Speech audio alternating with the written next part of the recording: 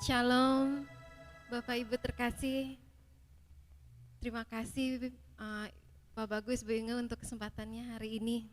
Meskipun agak grogi sih jujur untuk membawakan firman hari ini.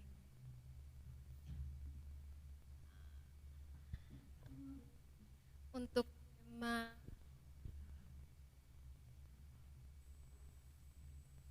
untuk adik-adik sekolah minggu, nanti ketemu lagi ya.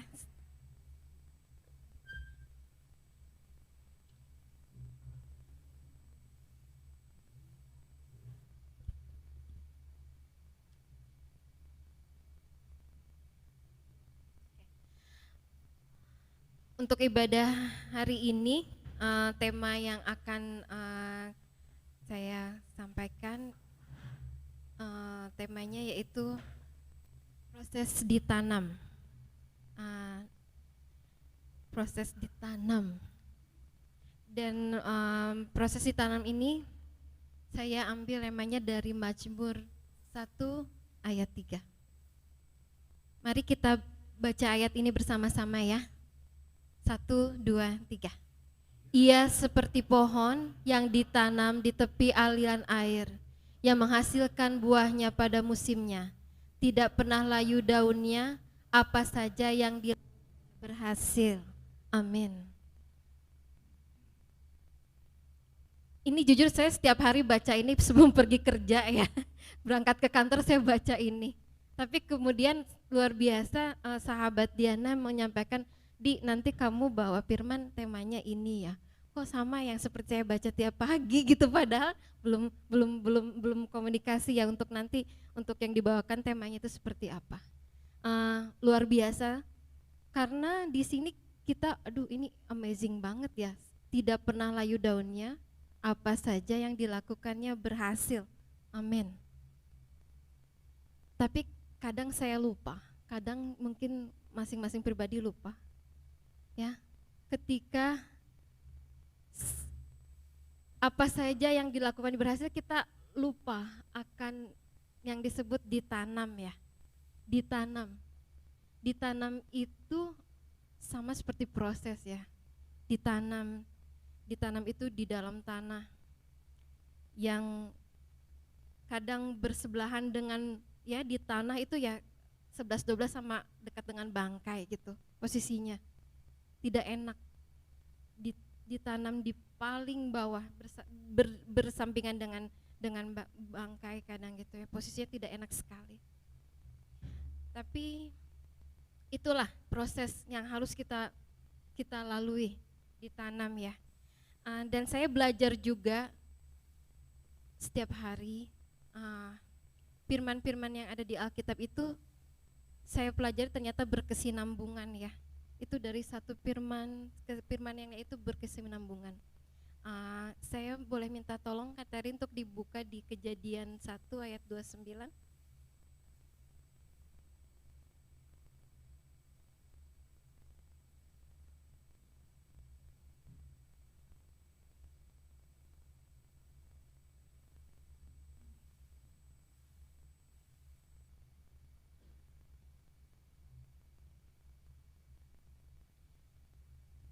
Kejadian 1 ayat 9. Berfirmanlah Allah, lihatlah aku memberikan kepadamu segala tumbuh-tumbuhan yang berbiji di seluruh bumi dan segala pohon-pohonan yang buahnya berbiji, itulah akan menjadi makananmu.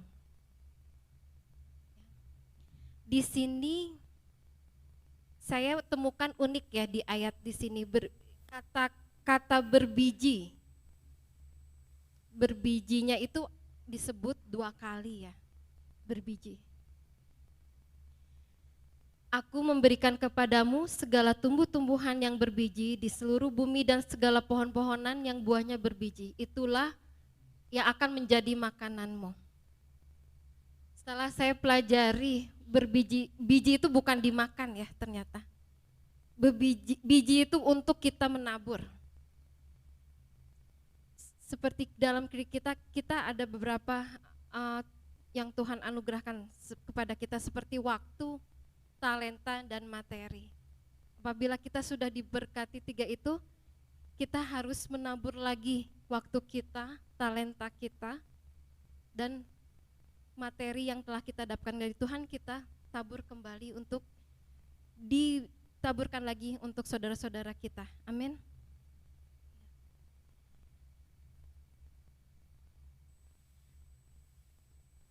Dalam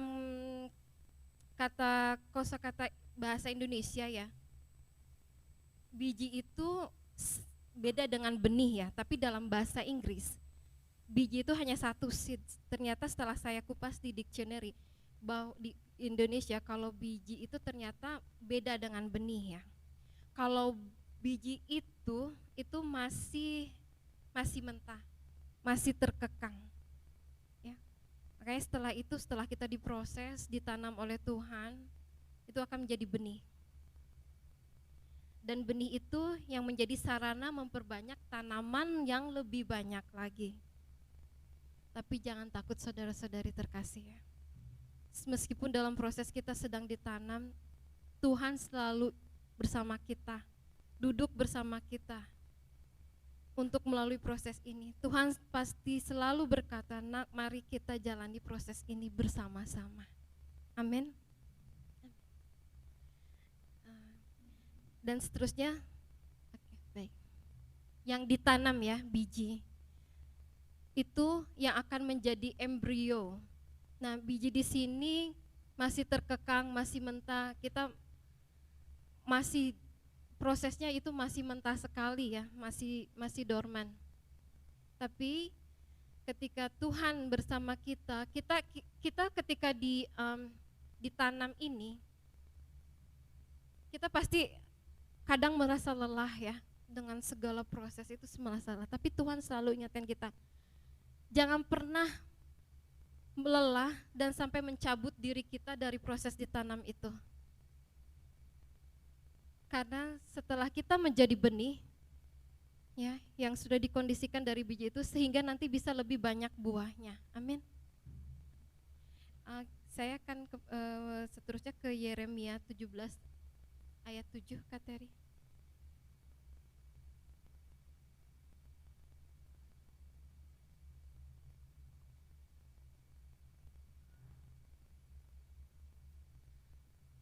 Di Yeremia 17 ayat 7 dikatakan firman Tuhan, diberkatilah orang yang mengandalkan Tuhan, yang menaruh harapannya pada Tuhan. Ada amin di sini?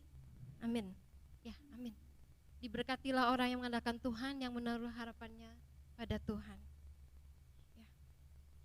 Setiap pagi pasti kita berdoa ya, Tuhan, kita mengandalkan Tuhan di dalam setiap langkah kita. Karena tanpa Tuhan kita tidak bisa berbuat apa-apa, amin. Ya, itu yang terjadi dalam kehidupan saya.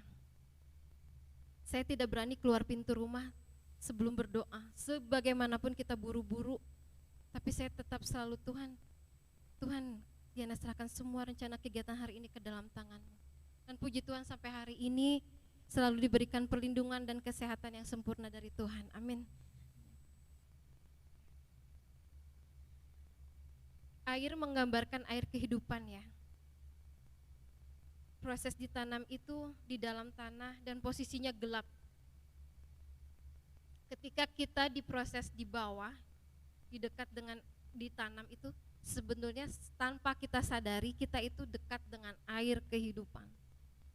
Jadi kadang saya sering dengar curhatan teman-teman atau saya sendiri juga ada curhat. Saya ini sekarang lagi tertekan banget, banyak banget pergumulan banget gitu. Tapi setelah saya sadari ketika kita di bawah di dalam tekanan itu sebetulnya Tuhan sedang mempersiapkan kita. Bersiap-siap saudara-saudari, karena setelah kita ditanam itu Tuhan akan membawa kita terbang setinggi-tingginya. Amin.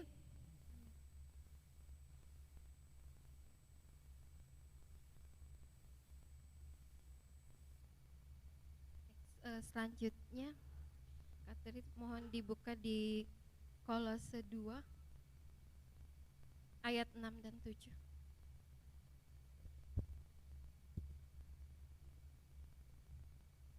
Mari kita baca ayat ini bersama-sama ya.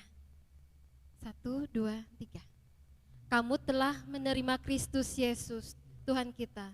Karena itu, hendaklah hidupmu tetap di dalam Dia. Hendaklah kamu berakar di dalam Dia dan dibangun di atas Dia. Hendaklah kamu bertambah teguh dalam iman yang telah diajarkan kepadamu, dan hendaklah hatimu melimpah dengan syukur. Amin. Di ayat ini saya belajar, di dalam kondisi apapun, hendaklah kita tetap bersyukur kepada Tuhan ya. Ketika keadaan semuanya baik-baik saja, itu sangat mudah bagi saya untuk bersyukur, mengucap syukur, menaikkan pujian, itu mudah. Tetapi di dalam kondisi tertekan, ketika di dalam kesulitan-kesulitan yang kadang Tuhan saya nyerah, itu di saat di situ susah sekali ya mau mengucap syukur gitu. Tapi ternyata Tuhan itu mau mengajarkan anak-anaknya di dalam ketertekanan ini, kita itu harus hatinya dilimpahi dengan rasa syukur. Amin.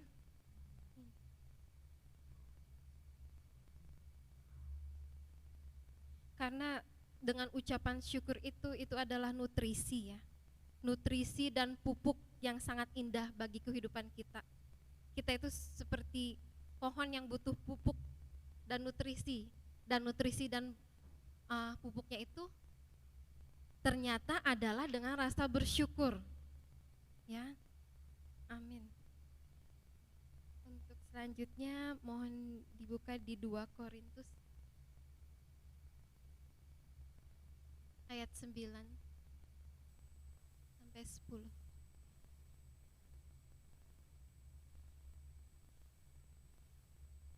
Ia yang menyediakan benih bagi penabur dan roti untuk dimakan.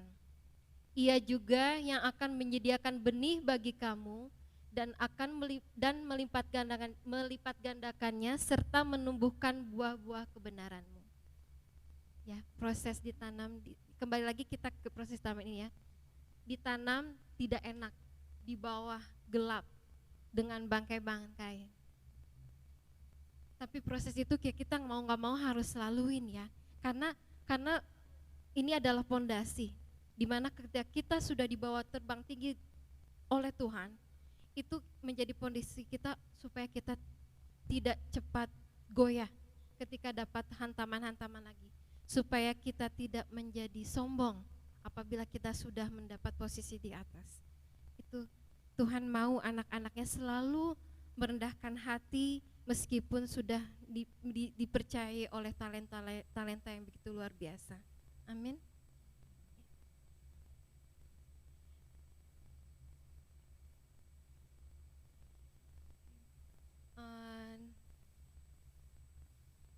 Kita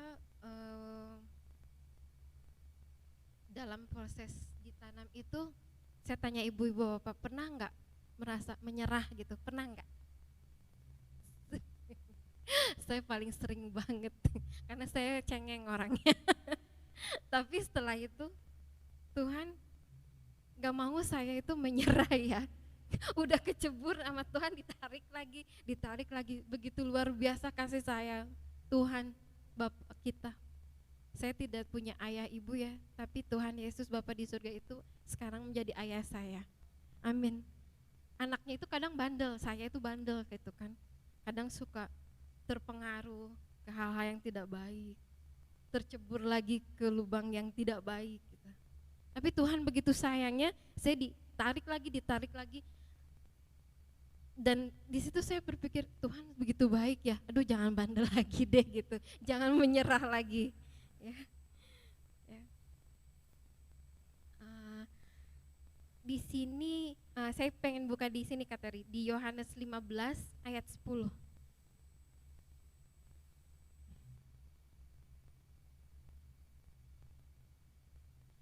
Kamu telah menerima Kristus Yesus Tuhan kita.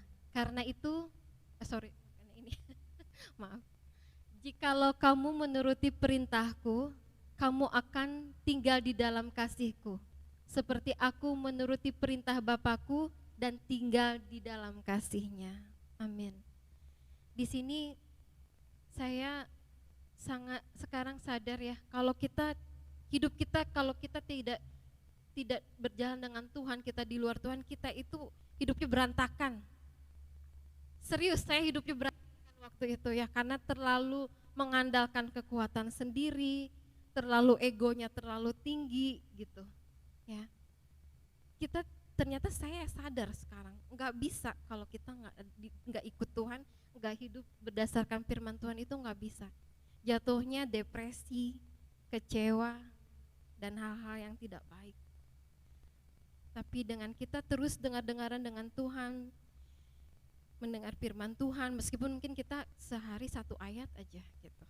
Makasih ya Pak, bagus ayatnya tiap hari untuk diingat Diana setiap hari ya. Kadang dibacanya berapa hari baru baca gitu ya. Tapi itu ya, saudara-saudari, kita tidak bisa hidup di luar firman Tuhan. Tanpa Tuhan kita tidak bisa berbuat apa-apa. Amin. Jadi kalau kita lihat seolah-olah prosesnya itu lama ya. Kalau kita di proses itu lama. Kayak ini saya kesaksian ya. Jadi saya melihat ya, kalau bambu di Cina itu ada bambu, pohon bambu ya yang terkenal itu bertahun-tahun disiram, apa itu tidak terlihat gitu, tidak terlihat kok kapan ini kan sudah bertahun-tahun ya. Kalau bambu itu sekitar 8 tahun, nah tapi di tahun yang ke-8 itu dia langsung melejit ke atas ya. Jadi itu memang prosesnya itu di dalam tanah itu kita diberi pondasi yang kuat. Sama seperti sekarang ya, kita mungkin saudara-saudara tahu ya, sekarang kita ada MRT ya. MRT itu prosesnya lama banget gitu. Karena ternyata yang diproses di dalam di bawah itu lama, karena untuk pembangunan posisinya itu pondasinya sangat susah. Tapi kalau LRT yang di atas itu gampang, bukan gampang ya, prosesnya itu lebih cepat dari pembangunan MRT. Ya. Ya, seperti contohnya gedung-gedung di Jakarta Selatan yang baru ini ya, apa ya gedungnya, lupa saya, Argo apa itu ya, itu gedung tertinggi. Itu saya pikir dulu ini kayaknya mitos doang deh, nggak bakal jadi gitu. Tapi ternyata salah satu arsiteknya ada yang bicara di situ, itu tuh kita itu kalau ingin membangun suatu bangunan yang tinggi, itu yang susahnya itu di dalamnya itu. Prosesnya sangat lama dan sangat mahal. Jadi saudara-saudari, poinnya yang ingin saya sampaikan ya, kalau kita itu di prosesnya lama banget gitu ya, kok sesusahan kita lama banget, itu Tuhan sedang kita persiapkan kita untuk terbang bersama Dia lebih tinggi lagi. Amin. Amin. Jadi ya itu. Jadi saya juga kembali lagi kesaksian saya. Waktu saya baru ditinggal suami meninggal, waktu itu keadaannya sedang terpuruk sekali ya. Karena di situ saya harus menggantikan posisi seorang ayah juga, dan harus menjadi ayah bagi anak-anak saya, dan menggantikan posisi suami saya juga di tempat kerja gitu. Pada saya itu ibu rumah tangga, nggak tahu apa-apa. Aduh, ini gimana ngejalanin usaha suami saya ya gitu. Saya kan tiap hari cuma masak, antar anak sekolah gitu. Tiba-tiba dihadapkan dengan tanggung jawab yang begitu besar. Di situ saya baru masuk 1 bulan, masalahnya itu bertubi-tubi, saudara-saudara ya. Dari permasalahan pajak, permasalahan penggelapan uang. Tapi saya suka begini, Tuhan kenapa dulu waktu suami saya hidup ini masalah nggak ada ya gitu. Kenapa pas saya masuk sebulan, ibu-ibu rumah tangga ini kok harus menghandle semua ini?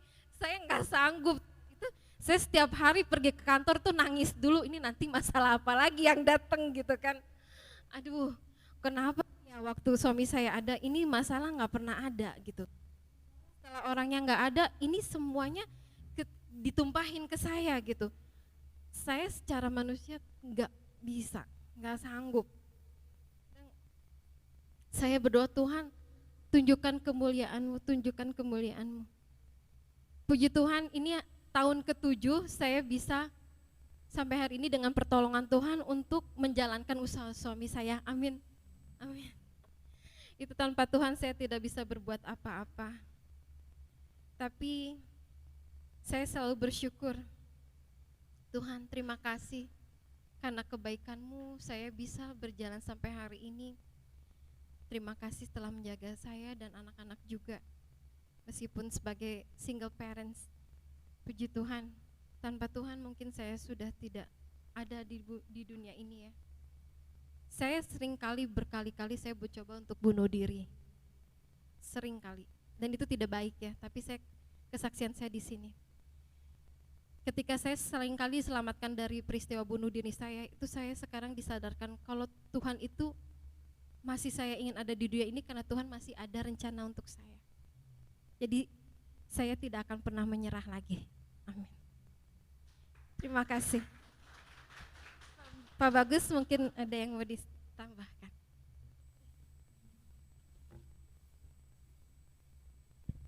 Iya, terima kasih Diana ya.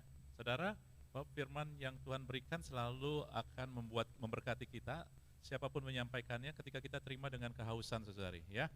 Nah, saya tambahkan dikit ya, gitu. Katanya saya disuruh Bu Diana untuk landingnya. Tadi Mazmur 1 ayat 3, saudari. Kalau kita ngelihat tadi Mazmur 1 ayat 3, kita mulai dari sini. Ini ayat temanya tadi Bu Diana bilang dia setiap pagi juga menyatakan firman ini, kemudian juga ada ketika mau disampaikan, katanya temannya suruh sampaikan ini, gitu ya. Saudara lihat bahwa tadi disampaikan ditanam, tapi tujuan ditanam adalah Anda menjadi apa? Pohon. Pohon yang bagaimana? Berbuah. Nah, saudara pernah lihat iklan jeruk makan jeruk? Ya, saudara kita lihat makna dari iklan itu, kok jeruk makan jeruk? Artinya, loh, jeruk dihasilkan untuk bukan jeruk itu sendiri, tetapi buat orang lain. Iya. Jadi untuk dinikmati, untuk benefitnya, manfaatnya buat orang lain. Sebuah pohon yang berbuah, saudara, pohon itu tidak menikmatinya, tetapi dia memberikannya, mengalirkannya. Saudara dan saya telah dipanggil menjadi sebagai Kristus, seperti Kristus DNA-nya. Yesus adalah pohon kehidupan. Dia tidak mementingkan tentang dirinya, tetapi bagaimana dia mengalirkan kehidupan. Ketika kita mulai berfokus pada diri kita sendiri, kehidupan akan menjadi sulit. Tetapi ketika Anda mulai melihat saya harus tetap bertegak berdiri ketika walaupun banyak masalah keadaan, tetapi saya harus berdiri demi anak-anak saya, demi orang yang saya kasihi, saudara-saudari saya, maka Anda akan dapat kekuatan, itu akan menjadi akar. Karena Anda dan saya telah dibentuk punya DNA pohon kehidupan. Di mana untuk orang lah, buah itu untuk orang lain, bukan buat diri kita. Tetapi semakin kita fokus pada diri kita merasa diri kita paling menderita, paling kesian, ya, dan Anda akan sepertinya dia tercabut, saudara-saudari, ya. Jadi lihat, ubahlah pola pikir kita. Jangan lagi jadi egois, jangan tentang berfokus pada diri kita. Kok susah sekali, kok istriku nggak ngerti, kok suamiku kayak begini, kok anakku kayak begini. Tetapi Anda mulai, apa yang bisa saya alirkan, apa yang bisa saya kontribusi. Kita nggak sempurna, kalau ngomong di sini kayaknya baik ya, tetapi keadaan kehidupan kadang-kadang nggak sempurna. Nggak apa-apa, saudari. Sekali, dua kali, tetapi Anda punya fokus di sini. Ketika saya jatuh, aduh iya, saya harusnya jangan egois nuntut istri saya seperti ini, A minta B. Nah, paling enggak kita ada relnya, langsung ketika kita egois mikirin diri kita sendiri, kita ingat, oh enggak, saya itu harus jadi pohon yang berbuah buat orang lain. Anda balik lagi ke relnya. Jadi ketika Anda tahu bukan untuk Anda itu harus sempurna, tetapi Anda tahu di rel mana Anda berjalan. Gereja adalah perwakilan Kristus di mana Yesus hadir. Kenapa Yesus hadir? Karena dia tahu Anda nggak bisa seketika. Anda harus dituntun, dipimpin. Kagumlah sama Tuhan. Salah satu yang membuat kita bisa ditanam adalah kekaguman kita sama Tuhan. Satu, Anda harus tahu bahwa Anda adalah pohon, kita adalah pohon yang untuk dinikmati, untuk bisa mengalirkan, membawa kehidupan buat orang lain. Ya, ada masalah, Tegarlah berdiri. Mungkin buat kita nggak ada alasan untuk saya tetap berdiri, tetapi ada orang-orang lain yang menantikan contoh ataupun juga bagaimana kita bisa menang atas masalah ini, saudari. Ya, kalau enggak, maka kita udah males. Usaha kadang-kadang, ya buat apa sih, saya udahlah. Tetapi ada orang-orang lain yang butuh Anda untuk bisa menampung dia jadi menampung jadi pegawai. Anda yang kerja juga sama. Ketika kita fokus, ya gaji cuma segini, buat apa? Ingat, jangan mulai pada diri kita, tapi mulai. Saya bekerja supaya ada orang-orang lain nih yang bisa diberkatin, bisa menikmati dari pekerjaannya. Demikian juga saya usaha, saudara. Anda nangkep ya? Kita ini pohon kehidupan. Yesus ada pada Anda. Coba deh, tiap hari fokus saya sama masalah sendiri. Makin mumet, makin stres, makin depresi, saudara. Tapi ketika Anda mulai pikirkan, ada orang yang saya kasihi, udah, Anda akan dapat kekuatan yang baru. Itulah menanti-nantikan Tuhan. Nah, untuk itulah kalau kita mau ditanam, saudara, tadi memang ditanam nggak gampang, berat, saudara. Kadang ditanam itu butuh tanah yang humus. Humus itu adalah bangkai-bangkai. Humus itu bangkai pohon, akar, binatang, apa yang kadang-kadang kehidupan kita itu ditanam. Tuhan kasih tadi masalah-masalah, kekacauan, kehancuran hidup, itu buat pertumbuhan kita. Dan tadi tiba-tiba bisa mendadak tumbuh tinggi, saudara.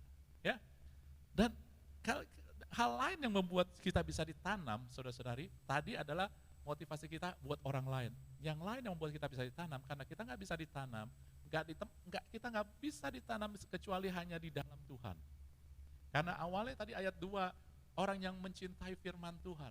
Anda nggak bisa mencintai firman Tuhan, Anda nggak bisa dengar suara, begini loh, misalkan ya, Renaldi gitu ya, Renaldi kenapa kamu mau dengar suara ataupun juga nasihat papa kamu? Gitu. Orang lain gak dengerin, dia gak dengerin, tapi papanya, mamanya dia dengerin gitu. Ya, kenapa?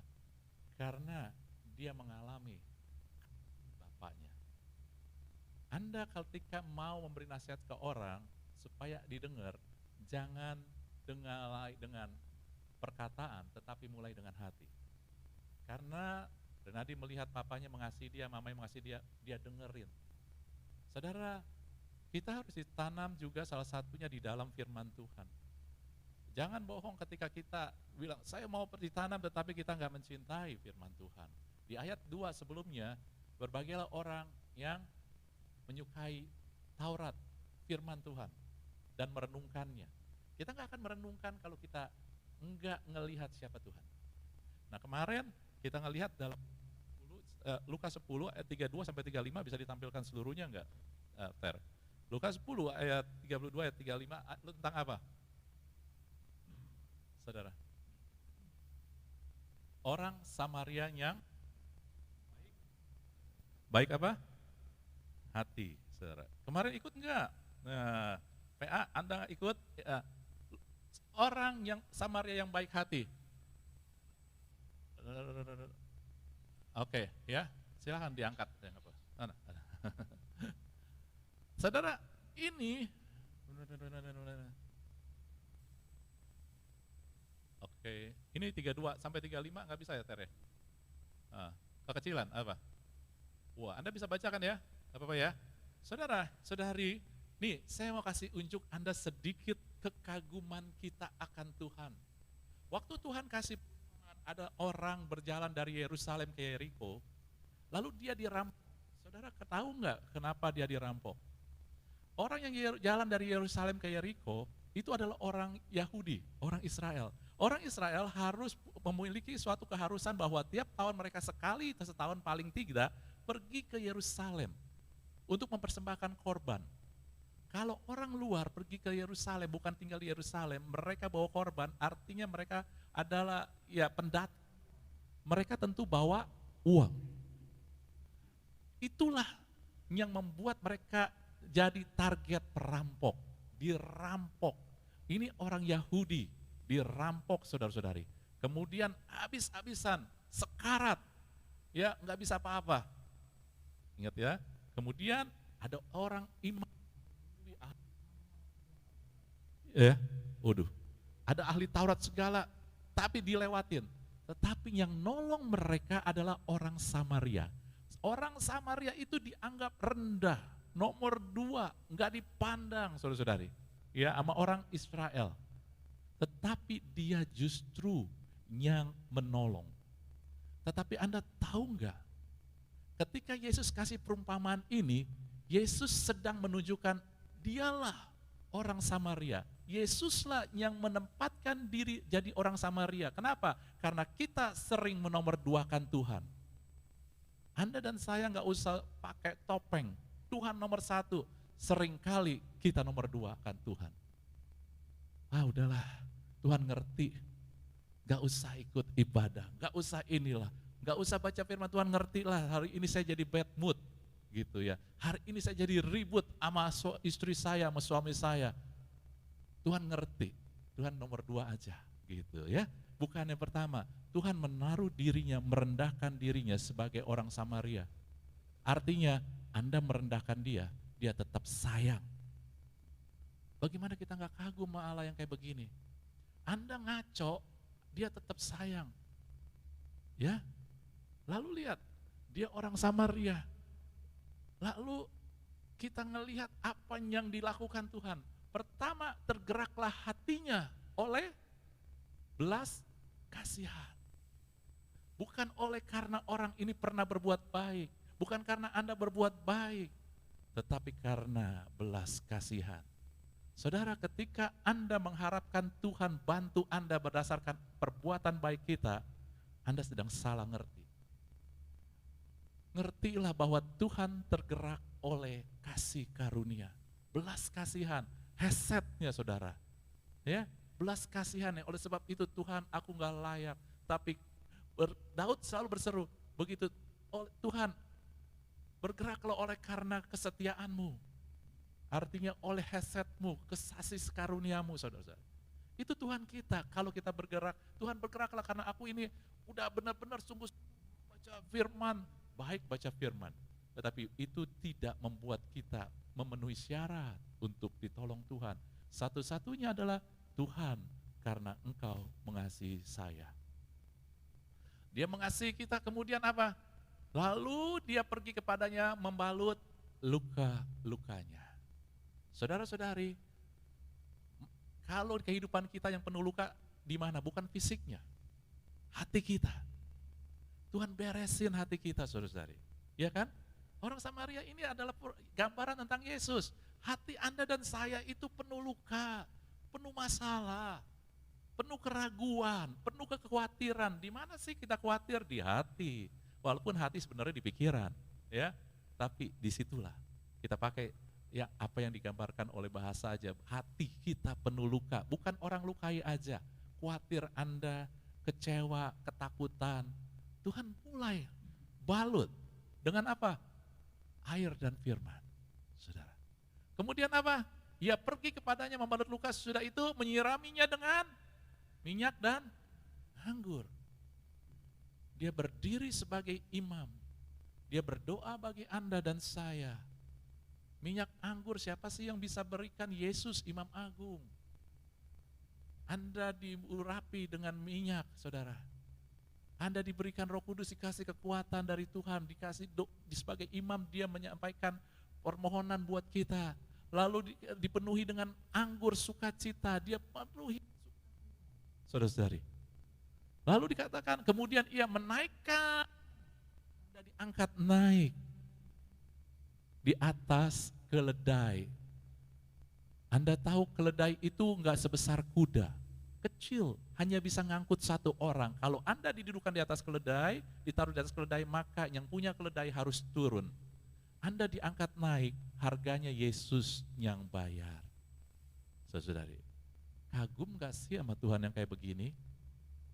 Lalu kemudian, lihat, lalu membawa ke tempat, dituntun, ke tempat penginapan. Kalau di tempat penginapan Anda bisa apa?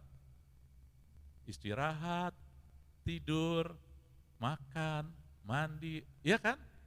Anda dituntun supaya Anda bisa rest, istirahat, bisa bersandar ke Tuhan. Saudara lihat urutan-urutan yang Tuhan kasih unjuk lewat orang Samaria yang baik ini. Enggak ada yang baik selain Tuhan. Orang Samaria ini adalah gambaran Yesus, saudara. Kayaknya kalau nggak ikut PA, rugi. Kita jadi kenal Tuhan lebih lagi. Ya. Nah, lihat, dibawa supaya Anda bisa bersandar sama Dia. Bersandar sama Tuhan nggak terjadi seketika, saudara-saudari. Anda harus terus lihat dan mengenal pribadi Dia. Akhirnya Anda bisa, oh Tuhan, Engkau terlalu sayang sama saya. Nggak mungkin saya didiemin. Nggak mungkin doa saya nggak dijawab. Semakin kita kenal Tuhan, semakin kita bisa bersandar, saudara-saudari.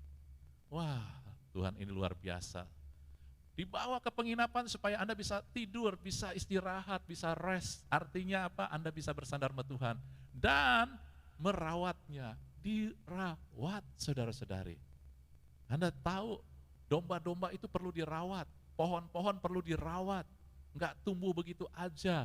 Artinya ketika Anda dirawat, banyak pohon yang bisa tumbuh seenaknya ditinggal aja. Tetapi ketika ada pohon yang berharga, ya dulu kalau orang nanam pohon yang berharga tuh waktu zaman dulu ya tembakau, itu dirawat, ya dirawat supaya jangan ada benalu, jangan ada. Tapi kalau pohon-pohon yang biasa, saudara, yang gak ada nilainya, didiemin aja, numbuh sendiri. Kalau Anda dirawat, berarti Anda berharga. Anda diperlakukan pribadi yang berharga. Walaupun dunia menganggap kita enggak ada artinya, Tuhan tetap bilang, aku menganggap engkau berharga, aku akan merawatmu. Aku akan menyediakan yang kau butuhkan. Aku akan terus memantau engkau supaya engkau bangkit dan hidup, saudara. Saudara, Anda harus dengar ini, karena Anda sedang ada masalah kan, banyak tekanan hidup kita ini, masa kita mau diam-diam aja dengan tekanan hidup, udahlah mengalir, jadi kayak sera-sera, whatever will be, katanya. Apa yang terjadi, terjadilah. Itu bukan yang Tuhan mau, saudara. Anda yang menentukan apa yang terjadi, karena Tuhan sudah mengakukan bagiannya. Amin. Lalu yang terakhir dia suruh apa? Sesudah dia merawatnya, dia bilang kepada inner keeper-nya, kepada pemilik daripada penginapan, rawatlah, dan jika kau belanjakan lebih dari itu, aku akan menggantikannya waktu aku kembali. Artinya apa? Anda disediakan berlimpah-limpah. Saudara, ini Tuhan kita. Orang Samaria yang baik ini adalah Tuhan Allah kita yang merendahkan dirinya. Dia nggak menganggap dia orang Israel yang sama, tetapi dia bilang, kamu menomorduakan aku tetap sayang kamu. Kamu meninggalkan aku tetap sayang kamu. Kamu nggak setia, aku tetap setia. Sebab aku tidak bisa menyangkal dirinya. Bukan perkataan saya, tapi itu perkataan firman, itu perkataan Tuhan, saudari. Amin. Jadi kenapa kita nggak mau ditanam? Kenapa? Ditanam itu butuh yang pengelola garden keeper-nya, saudara. Apa itu garden keeper? Yang menjaga. Jadi ya petaninya lah gitu, yang merawat kita. Dan dia adalah Tuhan kita. Saudara, kita jangan lihat begini, kalau kita ngelihat kata-katanya sih, oh iya saya mau ditanam, tapi kita ngerti nggak ditanam itu bagaimana? Kita nggak akan mau ditanam kalau kita enggak nyaman, enggak tahu siapa yang menanam kita, di mana kita ditanam, dan Tuhan mau kita ditanam di dalam Dia, dengan firman Dia. Caranya bisa mengenal Dia, saudara. Tapi ingat, Anda adalah pohon yang DNA-nya dari Yesus, pohon kehidupan. Anda diciptakan bukan untuk fokus pada diri sendiri. Semakin kita fokus, semakin kita enggak bisa bahagia kepada diri kita. Tapi semakin kita mulai memikirkan demi orang lain, ada orang-orang yang saya kasihi. Pak Yankong masih bisa bekerja, dia kerja dengan semangat karena ada anak-anaknya. Dia pernah cerita kan, saudara, saya cerita Pak Yankong karena udah berkesaksian. Dia pernah mau bunuh diri, tapi karena anak-anaknya, istrinya, baru dia bisa itu. Ya, udah, karena orang nggak tahu masalah dia. Udah pernah begitu. Anda kalau ada yang mau putus asa hari ini, masih ada orang-orang yang butuh Anda, untuk Anda tetap tegak berdiri, saudara. Dan ada Tuhan yang mau merendahkan diri sampai mati buat Anda dan saya ketika kita masing berdosa. Dia mau membalut luka Anda, pola pikir Anda, segala hal-hal yang membuat Anda tertekan, depresi, segala sesuatu saudara. Dia mau membalut, dia mau juga menjadi imam Anda, berdoa, berdiri buat Anda, memenuhi Anda dengan minyak, Roh Kudus dan anggur sukacita. Dia mau menuntun kita supaya kita datang ke tempat rest, bersandar sama Tuhan. Dia mau saudara-saudari untuk merawat kita karena kita itu berharga dan dia mau memenuhi segala kebutuhan kita. Ingat ya, Lukas 10 ayat 32 sampai 35. Anda mulai renungkan kembali, baca kembali. Ini pewahyuan yang Tuhan bukakan. Anda nggak dapat di tempat lain karena Tuhan yang bukakan. Saya dibukakan, saya bilang kagum sekali sama Tuhan ini. Bagaimana nggak kagum? Acin sampai kagum sama Tuhan yang mau berkenyembah. Tapi nggak berhenti di situ aja, saudara. Realitas kehidupan kita ini adalah kasih Tuhan. Pak Yan Kong bilang, kehidupan kita adalah tentang Dia. Kalau Anda nggak ngelihat Dia besar, nggak ngelihat Dia agung, nggak lihat Dia terlalu baik buat kita nggak akan mengekspresikan Dia, saudara. Datang ke gereja asal-asalan, berdoa asal-asalan, di rumah berdoa, aduh kok doa lagi ya. Kita asal-asalan, tapi kalau kita ngerti tentang kebaikan Tuhan, kita terus mau ngomong sama Tuhan. Saudara, doa jangan jadi baku, tapi doa setiap saat Anda bicara sama Tuhan. Amin. Ya. Nah, Anda ngerti, dapat? Ya. Jadi ketika Anda memuji, menyembah, Anda ngelihat kebesaran, ngelihat kasih Tuhan. Anda akan menyembah dari hati dan Anda akan begitu membawa kemuliaan Tuhan, memancarkan kemuliaan Tuhan. Suara kita nggak bagus, tetapi ya dibandingkan dengan yang di surga, ya malaikat-malaikat di surga, tetapi hati kita lah yang bisa mengalami kasih, sebab Tuhan mati buat kita. Ekspresi kasih Tuhan tertuju kepada kita, saudari. Walaupun kita paling lemah, tetapi Tuhan memancarkan sepenuhnya kasih kepada kita, sehingga hanya kita yang bisa menyanyi dengan kasih kepada Tuhan. Tapi kita nggak bisa kalau kita nggak ngerti apa yang Dia sudah lakukan dan korbankan. Jangan mau disesatkan dengan hal-hal yang dari dunia yang hanya mementingkan egoisme sementara, artinya memancarkan kembali kepada diri kita doang. Anda baca, perhatikan, hal-hal yang dari dunia adalah selalu berfokus pada diri kita sendiri. Keinginan mata, keinginan daging, keangkuhan hidup, cinta diri, egois, semua adalah dari dunia. Kita bukan itu. Anda adalah pohon-pohon kehidupan. Amin.